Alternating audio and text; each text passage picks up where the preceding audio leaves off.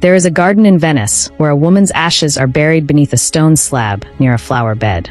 Around her, in a semicircle of small engraved tablets, lie her dogs. 14 of them, each name carved with the same deliberate care you would give a person. Cappuccino, Foglia, Sir Herbert, Baby. Their stones are newer than hers. Some of them she buried herself. She asked to be placed among them when she died. And so she was. The house behind that garden is one of the most visited museums in all of Italy. On a busy afternoon in summer, you can barely move through the white marble rooms without pressing against a stranger. The crowds flow through Picasso and Kandinsky and Pollock and Dali with the efficient reverence of people who know they are supposed to be moved, and often are. Most of them never find the garden. Those who do find no grand monument, no bronze likeness, no inscription celebrating what she built or who she knew or how many zeros sat at the end of her bank balance. Just a flat stone with 4 words. Here lies Peggy Guggenheim. And then the dates. 1898 to 1979. 81 years. A life so large it should have required more real estate. Because here is what the stone does not tell you. This woman, the one buried among her dogs in a garden in Venice, was once described by the art world as a joke.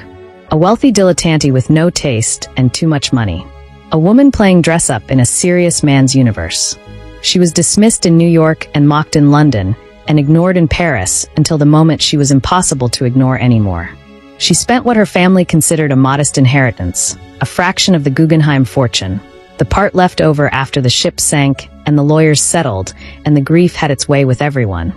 And she used it to acquire one of the most significant private collections of modern art ever assembled on Earth.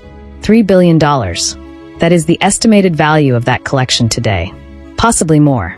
The curators stopped trying to put a definitive number on it some years ago because the market keeps moving and the work keeps appreciating, and there is simply no clean ceiling on what Picasso commands anymore.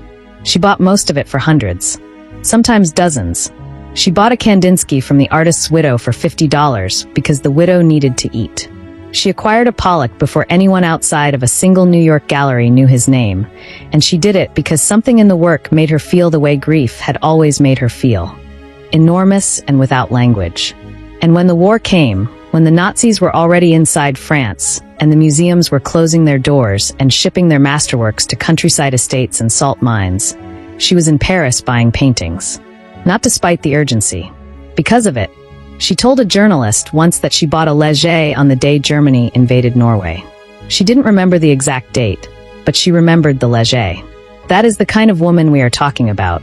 Not a patron, not a hobbyist, not a socialite who hung beautiful things on beautiful walls because beautiful things belonged in rooms like hers. A woman who understood at some cellular level that art was the only thing that survived the wreckage. She had watched enough wreckage by then to know. The Guggenheim name carries a mythology in America. Copper and silver. The American dream in its most operatic form. Immigrants who arrived with almost nothing and within 2 generations had their name on museums and foundations and concert halls. But Peggy Guggenheim is not that story. Peggy Guggenheim is what happens after that story ends. After the patriarch goes down with the ship, literally, and the money scatters and the family fractures, and one girl decides that she is not going to spend her life mourning the architecture of someone else's empire. She is going to build her own. And the currency she chose was not copper or silver or railroad bonds or smelting agreements. It was paint on canvas. It was the future of art itself. This is how she did it. Before we go any deeper into her story, just pause for a second, because if this pulled you in, if something about a woman buried among her dogs, dismissed by every serious person in the room, who quietly assembled $3 billion worth of the future, if that made you lean forward even slightly, then you need to be subscribed to this channel. We are trying to reach 1,000 subscribers before the end of this month. And I want to be honest with you, the people who find this channel early, before it becomes something larger, those are the people who shape what it becomes. The stories we chase, the voices we amplify, that is decided by whoever shows up first. You showed up, so subscribe. Right now, before the next frame.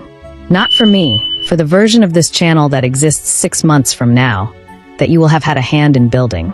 And one more thing, don't watch this silently. Drop your city or your country in the comments. I read every single one of them. It is the only way I get to see who is actually on the other side of the screen. Now, back to Peggy. Chapter 1. The Dynasty Before the Daughter. You have to understand what the Guggenheims were before you can understand what Peggy was against. Meyer Guggenheim arrived in Philadelphia from Switzerland in 1848 with almost no English and a peddler's license. He sold stove polish and lye in the working-class neighborhoods of Pennsylvania. He was short, methodical, and entirely without sentimentality about money. He understood that the object of commerce was not comfort. It was leverage. By 1881, he had moved from lye to lace, from lace to wholesale goods, and then, through a single unlikely investment in 2 flooded silver mines in Colorado, into something that would reshape American industrial history. The mines were supposed to be a loss. His partners wanted to cut them. Meyer, who had spent 30 years watching the men around him quit too early, hired better engineers instead. The engineers fixed the flooding. The silver came up, then the lead, then the copper. Within a decade, Meyer Guggenheim presided over a smelting and mining empire that reached from Colorado to Mexico to Alaska to Chile to the Congo. He had 7 sons, and he deployed each of them through the structure of the business with the precise calculation of a general assigning battalions. The family was the corporation. The corporation was the family. There was no clean line between them. His son Benjamin understood this. Benjamin, Peggy's father, was the aesthete of the brothers. He liked Paris. He liked music. He liked clothes that fit properly and restaurants with good wine lists and conversations that weren't about or grades.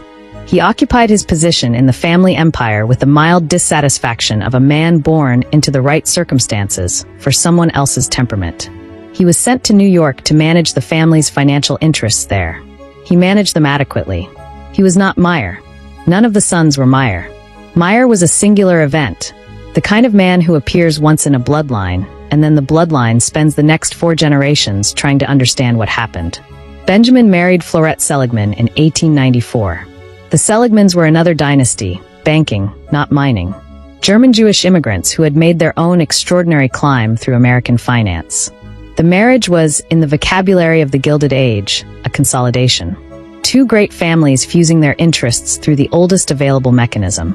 Florette was fashionable, anxious, and ill-suited to the loneliness that came with being married to a man who was constitutionally restless. She socialized aggressively. She worried about appearances. She was, by most accounts, not an easy woman to know. In 1898, their second daughter was born. They named her Marguerite. They called her Peggy. The apartment they lived in was on East 72nd Street. The furniture was heavy and expensive. There were servants. There were summer homes. There were tutors and piano lessons and dancing classes, and all the infrastructure of a certain kind of New York childhood that is designed to produce a certain kind of adult. Confident in drawing rooms, comfortable with deference, fluent in the social codes of the very rich. Peggy was none of those things. She was knock-kneed and self-conscious about her nose, an anxiety her mother managed to deepen rather than soothe, and she read voraciously and preferred the company of adults who said interesting things to the company of children who said correct things. She was not the daughter Florette had imagined. She was something wilder than that, something that would take decades and several continents to fully express itself. But before any of that, before Paris and London and Venice and the Pollocks and the Picassos and the Palazzo on the Grand Canal, there was April 1912. Benjamin Guggenheim was in Europe on business. The family knew this. The stated reason was business. The actual reason was a woman named Léonie Aubart, a French singer roughly 10 years his junior, whom he had met at a dinner in New York and whose company he had been seeking with increasing frequency and decreasing discretion. He had booked passage home on the Titanic. You know what happened next? Everyone knows what happened next. What is less commonly noted is what Benjamin Guggenheim did in the hours after the ship struck the iceberg. He and his valet, Victor Giglio, helped women and children into lifeboats. Then, when it became clear that there were no places left for them, they went back to Benjamin's cabin. They changed into their evening clothes. Formal dress.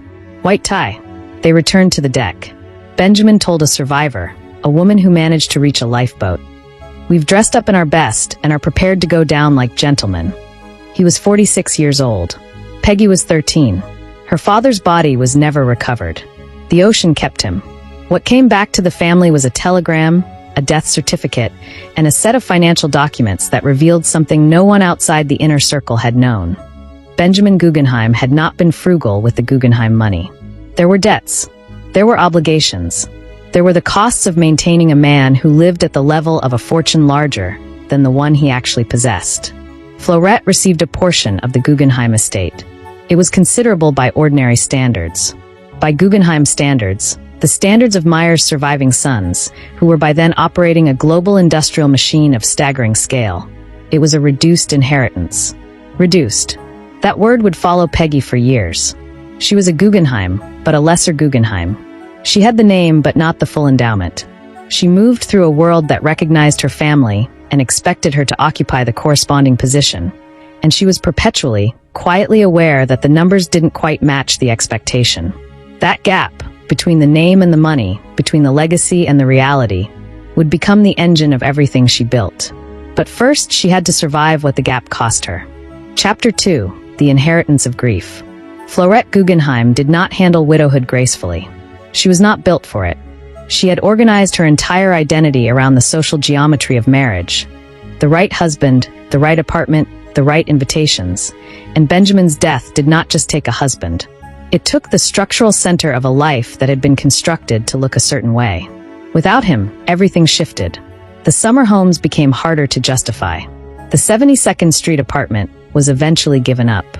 The quality of the anxiety that Fleurette had always carried intensified from chronic background noise to something closer to foreground weather. She turned to her daughters. There were 3 of them: Benita, Peggy, and Hazel. She turned to them the way drowning people turn to whatever is nearest, without much consideration for what the turning costs. Benita was the beautiful one, in the taxonomic way that family mythologies assign roles. She was serene and warm and drew people toward her with an ease that Peggy observed closely and envied without malice. Hazel was younger, softer, still forming. Peggy was in the middle, literally and psychologically. And the middle position in a family like this one teaches a particular kind of vigilance. You learn to read rooms. You learn to see what is coming before it arrives. What was coming, in the years after the Titanic, was a mother who was fragmenting, a family fortune that had contracted, and a social world that expected the Guggenheim daughters to perform normalcy at a level of expense that their revised circumstances did not entirely support. Peggy also had her nose. This is not a trivial detail. She has written about it herself, with a candor that is either brave or defiant or both. Her mother commented on it. Her peers noticed it. The nose that Fleurette apparently considered correctable. She took Peggy to a surgeon at one point, who told her there was nothing useful to be done. Became the physical location of every insecurity Peggy carried about being not quite right, not quite enough, not quite the thing that the Guggenheim name implied. She responded, as she would respond to almost every obstacle in her life, by becoming more intensely herself. At 17, she talked her way into a job at her cousin's avant-garde bookshop in New York, the Sunwise Turn. She had no particular qualifications. She had curiosity, which turned out to be sufficient. She was exposed, for the first time, to the artists and writers and thinkers who were assembling the cultural vocabulary of early 20th century modernism. She read everything. She asked questions that the people around her thought were too basic, which meant they were actually the right questions.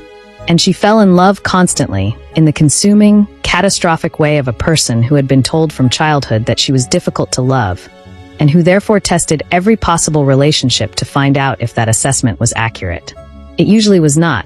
She was loved repeatedly and intensely by people who recognized in her something that the family mythology had consistently undervalued. A genuinely extraordinary mind attached to a genuinely extraordinary appetite for experience. In 1919, she came into her inheritance. Her share of the trust her grandfather Meyer had established. The number was approximately $450,000. In 1919 dollars, this was not poverty.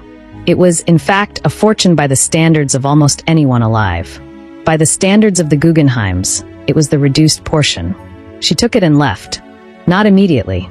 Not in a single dramatic gesture. She left the way she did most things, gradually, then all at once, accumulating reasons until the departure felt inevitable. She went to Paris in 1921. She was 23. She knew almost no one. She knew a few names, Jenna Barnes, who would become a lifelong companion and obsessive passion project. Leon Fleischman, through whom she entered a bohemian orbit that operated by entirely different social physics than 72nd Street. Paris in the 1920s was a compressed experiment in human possibility. Every idea that would define the 20th century was being argued out in cafes and studios and small literary journals. The Americans who arrived brought dollars and innocence. The Europeans who received them brought frameworks and urgency, and frequently contempt. Peggy arrived in between, not innocent enough to be dismissed, not sophisticated enough to be fully admitted. Exactly in the position she had occupied her entire life. She observed everything. She was learning. She did not know yet what she was learning for. In 1922, she married Lawrence Vail.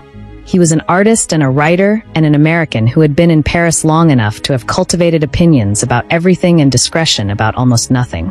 He was charismatic and volatile in the specific way that a certain kind of talented man is volatile when he suspects the world is not adequately recognizing him.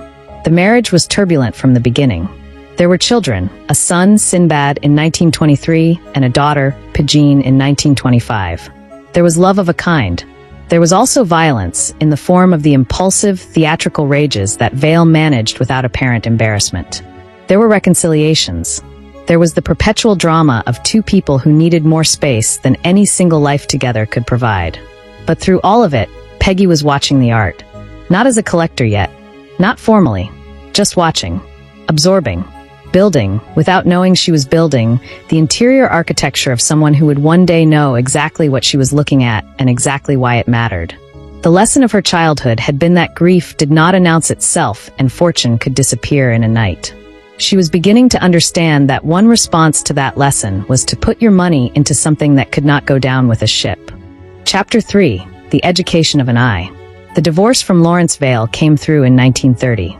She was 32. She had spent 8 years in a marriage that was by turns exhilarating and exhausting, and she emerged from it with 2 children, a working knowledge of the bohemian art world's entire social map, and a refined understanding of her own needs, which were intellectual stimulation, physical freedom, and something to build. She was still not a collector. She was something more valuable at this stage, an educated audience. She had spent a decade in the presence of the people who were making the work, arguing about the work, curating their own small exhibitions in apartments and borrowed spaces. She understood the difference between what was fashionable and what was important, and she had developed enough confidence to trust her eye even when it diverged from the consensus. That eye would become the most valuable thing she owned.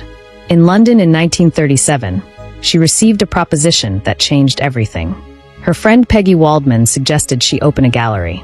Not as a project, not as a hobby, as a serious commercial and curatorial enterprise. Peggy thought about it for approximately as long as her personality required, which is to say, not very long, and said yes. She called it Guggenheim Jeune. The name was a quiet declaration. Jeune Young. She was aware of the family name's weight, and she used it deliberately, but with that one French adjective she announced a distinction. This was not the Guggenheim of industrial mining empires. This was the Guggenheim of what came next. She needed an education fast. She called Herbert Read, one of the leading art critics in Britain, and asked him to send her a reading list. He sent a stack of books instead. She read all of them. She visited studios. She asked artists to explain their own work to her, a practice that most serious collectors considered beneath them and that Peggy considered essential. She mounted the first exhibition herself, a Kandinsky show in 1938. She had never organized an exhibition before. She made every error available to a first-time gallerist. She sold almost nothing, which disturbed her less than you would expect because she recognized, in the experience, that she was learning something the books could not teach. She learned from Jean Cocteau that an exhibition had to have a feeling before it had an argument. She learned from the sculptor Antoine Pefsner that a wall is not a neutral surface. It has a relationship with whatever you hang on it. She learned from the steady stream of artists, critics, and dealers who passed through the gallery that the art world had a rigid hierarchy, and that the hierarchy was largely arbitrary, and that the people at the top of it were not necessarily the people with the best eyes. She also learned that she was fearless in a context where fearlessness was unusual. Samuel Beckett, yes, that Samuel Beckett, still years away from Waiting for Godot, still largely unknown, was briefly and intensely involved with her during this period. He told her later that she had a quality he found rare. She was not performing confidence. She actually had it, in the specific domain of visual judgment. In other domains, personal life, social navigation, the management of her own considerable chaos, she was as uncertain as anyone. But in front of a painting, she knew what she knew. The gallery ran for 2 years. During that time, she showed Kandinsky, Brancusi, Yves Tanguy, Jean Arp, and a rotating cast of artists who were, with very few exceptions, outside the established commercial mainstream. She made almost no profit. She made, instead, something far more valuable: a reputation as the person who was willing to show the work that mattered before the market caught up. 3 sisters, raised in the shadow of a father who dressed for death and went down in the North Atlantic, one taken by childbirth and grief when Benita died delivering her 3rd child, one watching her daughter Peggy drift further into the darkness that would eventually claim her, and one in Venice, building something from wreckage that the whole family had generated, absorbing every blow across decades at the distance of an ocean, and a set of choices that the family had never entirely forgiven her for making. This is what the plaque in the garden does not say. Let us not look away from it. Chapter 4, Paris, 1939, and the Race Against History. In the summer of 1939, Peggy Guggenheim made a decision that, in retrospect, knowing what came next, appears either visionary or insane. She decided to open a museum in London. A serious museum. A permanent institution dedicated to modern and abstract art, with a proper building and a proper acquisition budget, and the kind of institutional permanence that would force the art world to take her seriously in a way that a commercial gallery never quite had. She commissioned Herbert Red to help her develop a list of works she would need to represent the full arc of modern art from Cubism forward. The list had about 70 items on it. She began acquiring. Then Germany invaded Poland. The museum plan died. London was preparing for war. The building she had identified was unavailable. The cultural momentum that would have sustained an institution collapsed overnight into something more urgent and more frightened. Peggy pivoted with the speed of someone who had spent her entire life adapting to conditions she had not chosen. She moved to Paris. And in Paris, with the German army advancing through Europe at a pace that newspapers were still struggling to accurately report, she kept buying. She bought a Leger the day Germany invaded Norway. She bought Picassos and Braques and Clays and Moreaus and Dalís. She bought from artists who needed money immediately, because immediately was all the time anyone had left. She bought from dealers who were liquidating inventory before they fled. She bought from people who understood that the alternative to selling was losing everything. She had enough money to buy. She was not impulsive. She never paid more than a work demanded, and she knew what a work demanded. But she was relentless. She was at the galleries every morning. She was at the studios. She was at the dinner parties where artists were arguing about whether to leave Paris, and if so, how, and whether the work could be shipped ahead, and who would take it across the border. She helped. She paid passage for people who needed passage. She stored work for people who needed storage. She moved through those final months of Paris before the occupation with the purposeful energy of a woman who understood that she was living inside a historical moment that would not repeat, and that the only appropriate response was to keep acquiring and keep helping and not to stop. The Nazis, she later said, considered her paintings degenerate art. They would not take them from her. She used this, the category of their contempt, to get her collection out of France. It was shipped piece by piece, with a manifest that listed the contents as household goods. She got it all out.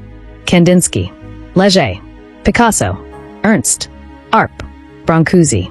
She had assembled, in the compressed urgency of a continent at war, a collection that represented the entire nervous system of the modernist movement. And she was not finished. She arrived in New York in 1941. She came with children and ex-husbands and a new husband, the surrealist artist Max Ernst, whom she had helped escape from France and subsequently married, partly from love and partly from the practical reality of his immigration status, and approximately 157 works of modern art packed into wooden crates. She also came with a plan. Chapter 5, Art of This Century, the Room That Changed Everything. New York in 1941 was not yet the center of the art world. This is important to understand. The center of the art world was Paris, and Paris was occupied, and the artists who had made Paris the center of the art world were scattered. Some dead, some in hiding, some arriving in New York as refugees with the particular authority that disaster confers. Peggy understood what this moment meant before most people in the New York art establishment did. She had the collection. She had the relationships with Breton, with Ernst, with the full surrealist network that had transplanted itself to Manhattan. And she had something that the surrealists, brilliant as they were, did not have in this new city. She knew how to run a space. In October 1942, she opened Art of This Century on West 57th Street. It was not like anything New York had seen. The architect Frederick Kiesler designed the interior as an experience rather than a gallery. The walls were curved. The frames were suspended on ropes and cables rather than hung conventionally. The lighting created the sense of moving through a space that had its own internal logic, its own weather.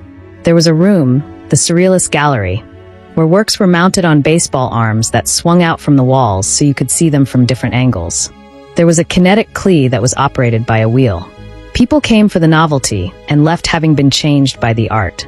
The critical reception was complicated, as critical receptions to genuine innovation always are. Some critics understood immediately what they were looking at. Others objected to the theatricality of the installation, as if the strangeness of the presentation somehow contaminated the seriousness of the work. The objections faded. The influence did not. Art of This Century became the gathering place for the New York art world. Both the European émigrés who had arrived with Peggy's collection in spirit, if not always in crates, and the younger American artists who were working out what it meant to make art in America when the European tradition had been both inherited and interrupted by catastrophe. Jackson Pollock came to Peggy through Lee Krasner, who came to Peggy through a juried show. He was 29. He was working as a carpenter's assistant at the Museum of Non-Objective Painting, which was the other Guggenheim museum, run by her uncle Solomon and his advisor Hilla Reeby, who considered Peggy's gallery vulgar. Peggy was not interested in the family verdict. She went to Pollock's studio. She looked at the work for a long time. Then she offered him a contract, a monthly stipend of $150, in exchange for the option to purchase his entire annual output at agreed prices. It was, by the standards of 1943, an unusual arrangement. Artists were not typically contracted this way. Patrons did not typically commit to the volume of output before the output existed. The contract assumed something about Pollock that the rest of the New York art world had not yet assumed, that there would be more work, and that the work would be worth acquiring. She commissioned him to paint a mural for the entrance of her townhouse. 20 feet wide. He had never painted anything that large. He stared at the blank canvas for weeks. Then, according to the story that has accumulated the gravity of legend, he painted the entire thing in a single session, a compressed outpouring of everything he had been thinking and not painting for the months before. The mural was extraordinary. The art critic Clement Greenberg, who would later become the most important advocate for the abstract expressionist movement, saw it and was struck by what it represented. A break from every European precedent, a purely American visual language that had no equivalent in anything that had come before. Greenberg was not wrong. And he was not wrong partly because Peggy had already seen it. She showed Pollock at Art of This Century in 1943. The show got attention. She continued the stipend. She showed him again. The critical conversation around his work built slowly at first, then with accelerating momentum, through 1944, 1945, into 1946. By the time Peggy closed the gallery and left for Europe in 1947, Pollock was beginning to be spoken of in the terms that eventually became the standard vocabulary. The greatest American painter of the 20th century, the founding figure of abstract expressionism, the man who moved the center of the art world from Paris to New York. She had found him. She had funded him. She had given him the mural commission that broke something open in his practice. She had shown his work continuously through the years when critical reception was still uncertain and the commercial market was still unmoved. She had done this not because she was told to, and not because the consensus supported it, and emphatically not because it was financially prudent in the short term. She had done it because she looked at the work and knew. She was leaving with a collection that had helped launch an entire American art movement, and she was not finished. The palazzo was waiting. The canal was waiting.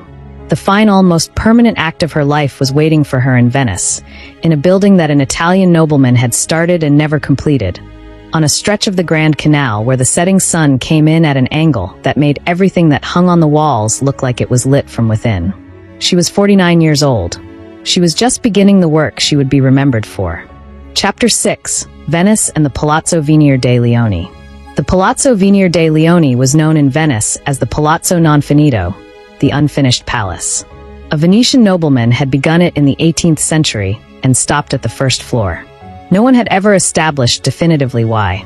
The building sat low against the Grand Canal with an almost aggressive horizontality. Every other palazzo on the canal reached upward, competed vertically, announced itself in the vertical language of ambition and stone. The Venier dei Leoni spread out instead. It felt like a rebuke to the architecture around it. Peggy rented it in 1948. She bought it in 1949. She paid $60,000. She would live there for the rest of her life. She made the palazzo exactly what she needed it to be. The rooms were large and simply furnished. She had no interest in the heavy decorative excess of Venetian aristocratic taste. And she had, by this point in her life, enough confidence to know that you do not need to fill space with furniture when you can fill it with art. The walls received the collection. Paintings hung everywhere. Sculptures lived in the garden. Brancusi's Bird in Space caught the afternoon light from a terrace that faced the canal. She received everyone. Venice in the late 1940s and 1950s was a place where the post-war world came to decide what it felt like to be alive again. The Biennale brought artists and critics and curators from across Europe and America. Peggy's Palazzo, which she opened to the public during the Biennale, becoming, in 1949, the American Pavilion when the actual American Pavilion was not ready, became the gathering point for everyone who understood that what had survived the war in terms of culture needed to be not just preserved but activated. She was a peculiar kind of host. She was not formally elegant. She wore Fortuny gowns and oversized sunglasses, and she moved through her own spaces with the proprietary ease of someone who has finally arrived at the exact location their whole life was pointing toward. She served bad food at good dinner parties. She insisted on her gondola with the private gondolier. She sailed down the Grand Canal with her dogs on her lap and people at international significance sitting behind her, slightly damp from the spray, in a state of bewildered delight. She was also, in the years after the war, dealing with something she could not organize or acquire her way out of. Her daughter Peggy was struggling. Peggy, gentle, artistic, caught between parents who were each, in their different ways, enormously difficult to be the child of, moved in and out of Peggy's orbit throughout the 1950s and 60s. She painted. She married. She married again. She had children of her own. She was, in all the ways that mattered, her mother's most difficult love. The relationship that could not be curated or managed or improved by a better acquisition. Peggy loved her imperfectly, which is to say humanly, and the imperfection had costs that the palazzo and the collection could not address. In 1967, Peggy died. She was 41. The circumstances were the kind that leave families permanently altered. A convergence of long-standing pain and fragility, and a night that ended in a way that no parent should have to carry for the rest of their life. Peggy carried it for 12 years. She continued to receive visitors. She continued to open the collection. She continued to negotiate with the Guggenheim Foundation, the institutional heir to Solomon's Museum in New York, about the eventual disposition of her collection, a negotiation that took years and considerable diplomatic effort, because the foundation had not always been certain that Peggy's collection belonged in the family of institutions that bore the Guggenheim name. She knew it did. She waited them out. In 1969, the foundation took over the palazzo. The collection passed into institutional care, while Peggy retained use of her home until her death. It was the arrangement she had negotiated, and it was the one she wanted. The collection saved, the building protected, the dogs still in the garden. Chapter 7. What she chose to save. There is a photograph of Peggy Guggenheim that is reproduced in almost every account of her life. She is sitting in front of a Picasso. She is wearing one of her pairs of unusual sunglasses. This pair have butterfly frames, wide and sculptural, and she looks directly at the camera with an expression that is entirely unreadable. Not mysterious in the performed way. Unreadable in the way that genuinely interior people are sometimes unreadable. Like she is thinking about 3 things simultaneously and has no particular interest in sharing any of them with the photographer. She accumulated sunglasses throughout her life the way she accumulated art. Not as fashion, but as a kind of running personal commentary. The glasses were her signature, her armor, the thing that interposed something between her face and the world's reading of her face. She had been self-conscious about her nose since childhood. She had been told since childhood that her face was not quite right. The glasses were a reframing. They made her face, instead of a subject for assessment, an aesthetic statement. This was actually her approach to everything. Take the thing that has been deemed insufficient. Reframe it. Make it yours. Make it speak a different language than the one it was originally written in. Her family had considered her the reduced Guggenheim. the one who got the smaller portion, the one who didn't quite fit the model of Guggenheim greatness. She took that reduction and reoriented it entirely. She was not reduced. She was mobile. She was not burdened by the full weight of the family fortune and all its obligations. She could move, and she moved, and everywhere she moved she accumulated and observed and bought the things that mattered. She was also doing something that is harder to see in retrospect because we now know how it ended. She was making decisions entirely against the consensus of the institutions that were supposed to define value. The Museum of Modern Art in New York, which was accumulating its own formidable collection during the same years Peggy was buying, passed on artists she acquired. The major European dealers sometimes declined to show work she was interested in. The family institution, Solomon's Museum, with Hillary directing acquisitions toward non-objective art and away from Peggy's more Catholic taste, actively considered her project unsophisticated. She did not adjust her eye to match the consensus. She bought Pollock in 1943. MoMA acquired their first Pollock in 1950. By then, his prices had begun their long ascent toward the stratospheric. She bought Rothko and de Kooning before either had found broad institutional support. She bought from Francis Bacon's early career. She bought Yves Klein. She bought consistently ahead of the market. Not because she was trying to be ahead of the market, she was frequently indifferent to commercial returns, but because she was looking at the work and seeing what it was rather than what it cost. This sounds obvious. It is not obvious. It is the rarest possible capacity in any collecting context, the ability to see intrinsic value independent of established price. Most collectors, regardless of wealth or sophistication, orient their judgment around what has already been ratified by institutional or market consensus. They buy what has been determined to be valuable. Peggy bought what she could see was valuable, which is a completely different operation. She learned this capacity partly from instinct, partly from exposure, and partly from grief. This last source is the most interesting. Grief teaches you, if you let it and if you survive it in a condition where the lesson is available, that the ratification of consensus is a poor guide to what actually matters. Benjamin Guggenheim dressed in evening clothes and went to the deck because the things that were true independent of any market's opinion of them. Benita died. Peggy died. The money did not prevent any of it. The name did not prevent any of it. The only things that outlasted the grief were the things that were, in some essential way, more permanent than circumstance. Art is more permanent than circumstance. She had understood this since she was a girl in Paris watching people argue in cafes about paintings. She spent the rest of her life acting on it. Chapter 8. The Reckoning of Value. Let us do the arithmetic, because the arithmetic is the only part of this story that most people focus on, and it is also, paradoxically, the part that matters least and most. Peggy Guggenheim spent approximately $40,000 acquiring the core of her collection. This is the number that appears in most accounts, with appropriate hedges. Some works were gifts, some were acquired at exchange rates that resist direct contemporary translation. Some came bundled in arrangements that make the individual prices difficult to isolate. But the order of magnitude is right. Tens of thousands of dollars, not hundreds of thousands. The collection today is valued at between $1.5 billion and $3 billion, depending on who is doing the valuation and what market conditions prevail at the time of assessment. The range is that wide because the works in the collection, Picasso's The Poet, Brancusi's sculptures, the Leger she bought on the day Norway fell, the Pollock she commissioned for her townhouse wall and then donated to an Iowa university rather than sell, do not have clean comparables. The works are simply, in the technical sense, priceless. If you bought the Peggy Guggenheim collection at its most conservative valuation today, and if the collection were to appreciate at the same rate as the broader contemporary art market has appreciated since 1942, you would be looking at a return that makes every copper and silver mine the Guggenheim family ever owned look like a modest investment. But this framing misses the point she was making. She was not investing. She was not building a portfolio. She was not doing what Meyer Guggenheim had done, identifying undervalued assets and acquiring them before the market corrected. She was doing something categorically different, something for which the financial vocabulary is genuinely inadequate. She was deciding what was worth saving.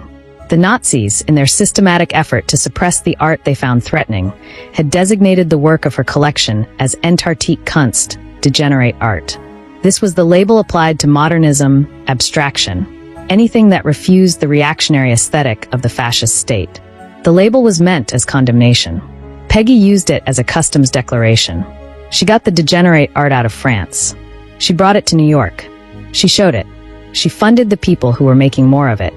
And when the war ended and the question of where modern art went next was genuinely open, when the movement of the center from Paris to New York was not yet complete and could have gone differently, she was the person who had been standing in the gap the entire time, keeping the work alive.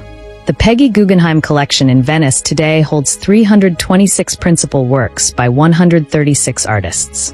It includes paintings by Picasso, Leger, Mondrian, Magritte, Dali, Ernst, Kandinsky, and Moreau. It includes sculptures by Brancusi, Giacometti, and Calder. It includes works by every major abstract expressionist of the first generation, several of whom Peggy supported before the term abstract expressionism existed as a critical category.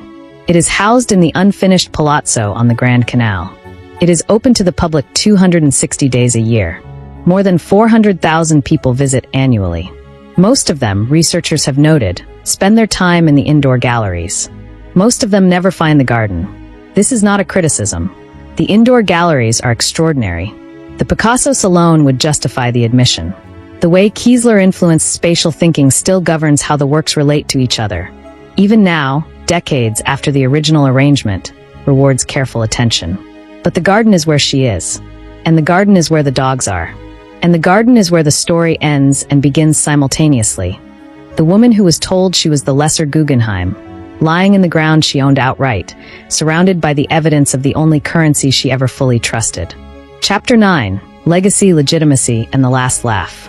The Guggenheim Foundation officially incorporated the Peggy Guggenheim collection into its institutional family in 1976. It took a while for everyone to understand what they had acquired. The foundation had been built around Solomon Guggenheim's original vision: non-objective art, the Frank Lloyd Wright Building on Fifth Avenue, the institutional apparatus of a major American museum. Peggy's collection was different in temperament, wider in its embrace of styles and movements, more personal in its acquisition logic, physically housed in a palazzo in Venice rather than in a purpose-built American monument. The reconciliation between the two collections, the granduncles and the nieces, took years and several changes in foundation leadership. There were periods when Peggy's collection was treated as the junior partner, the eccentric European branch of the family holdings. There were periods when the Venice Museum seemed to operate at a remove from the main institutional conversations. And then gradually the consensus shifted. The shift happened for several reasons. The first was simple. The works in the collection kept appreciating, and the acquisition story kept becoming more remarkable in retrospect. As Pollock's canonical status was secured, as Kandinsky was installed as the founding genius of abstraction, as the entire narrative of 20th century art was told and retold with increasing sophistication, Peggy's presence at every critical juncture, not as a passive observer but as an active, financially committed participant, became undeniable. She had been in Paris when the collection needed to be saved. She had been in New York when the American movement needed to be launched. She had been in Venice when modern art needed a permanent home in Europe that wasn't an act of institutional archaeology. The second reason the consensus shifted was that the institutional art world, slowly and imperfectly, became more willing to recognize the contributions of women to its own history. Peggy had been operating in a world that categorized her as, at best, an unusual patron, a woman with money who had made interesting choices. The curatorial and art historical work of the 1980s and 1990s began to establish the more accurate framing. She was a curator and an institution builder who happened to have access to her own capital. She was not a collector in the passive sense. She was a program director who controlled the funding. The distinction matters, and the field eventually made it. The third reason, and this is the one that she would have found most satisfying, with that unreadable expression in the butterfly sunglasses, is that the collection kept proving her right. Every artist she supported before the market recognized them, the market eventually recognized them. Every movement she helped sustain through the difficult years, the movement eventually found its institutional home. Every gamble she made against the consensus turned out to be, in retrospect, not a gamble but a judgment. She died in December 1979. A stroke. She was 81 years old. She died in the Palazzo in Venice, where she had lived for 30 years. The dogs' names are on the stones near the wall. 14 of them, at the end, though the number had changed throughout her life as dogs arrived and departed in the way that dogs do. Her own stone is simple, flat against the ground. The name and the dates. 400,000 people walk through the collection every year. Most of them never visit the garden. Those who do, stand there for a moment in the particular silence that a garden surrounded by great art creates, and they think about what it means to have been this person, to have been the lesser Guggenheim, the reduced one, the one who got the smaller portion after the ship went down, and to have taken that reduction and built from it something that outlasted every mine the family ever dug. The copper is gone. The silver is gone. The smelting operations in Colorado and Mexico and Chile have been sold or exhausted or absorbed into larger industrial entities that remember nothing of Meyer Guggenheim's particular genius for identifying undervalued earth. The paintings are in Venice. They will be there tomorrow. They will be there after everyone reading this sentence is gone. That is what she built. That is the secret the plaque does not tell you. That is what 400,000 people walk past every year on their way to the Picasso. Chapter 10. The Transmutation. Meyer Guggenheim arrived in Philadelphia with a peddler's license and the willingness to work in the spaces where other men saw only difficulty. His fortune came from the earth, from silver and copper and lead pulled out of flooded mines in Colorado when every practical person had already written the investment off. His son Benjamin dressed for death on the deck of the Titanic and left behind 3 daughters and a reduced inheritance and a grief that spread through the family like water through the hull of a sinking ship. His granddaughter Peggy took what was left after the ship went down and the money scattered and the years of loss accumulated into something that would have been, in another person, simply too heavy to carry, and she did not set it down.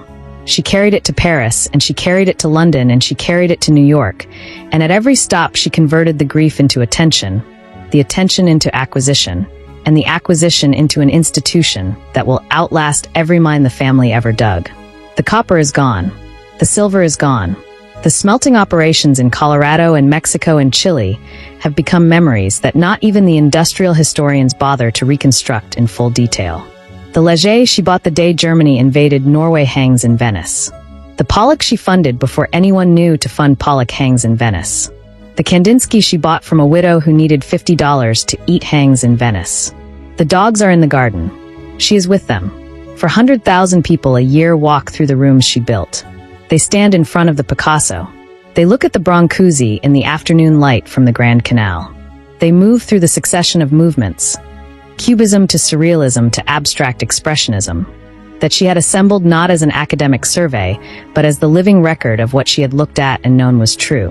Most of them never find the garden, but the garden is there, and the flat stone is there with the 4 words and the dates. And the secret, the $3 billion secret, the secret that the family mythology of copper and silver and industrial empire had never quite prepared anyone for, is not that she built a fortune. It is that she chose a different currency than the one she was born into. It is that she looked at a world that had taken her father and her sister, and eventually her daughter, and she decided that the only rational response to the impermanence of everything was to spend her life acquiring the things that lasted. She was right. She is still right. And every year, on a quiet afternoon in Venice, 400,000 people walk through the proof of her correctness without knowing her name. The work remains. The work always remains. If you made it to the end of this story, you already know you belong here. Most people won't stay. Most people never find the garden. You did. Subscribe. Turn on the notification. Because there are more stories like this one. People buried in quiet gardens that history forgot to mark properly. We're going to find them. Come with us.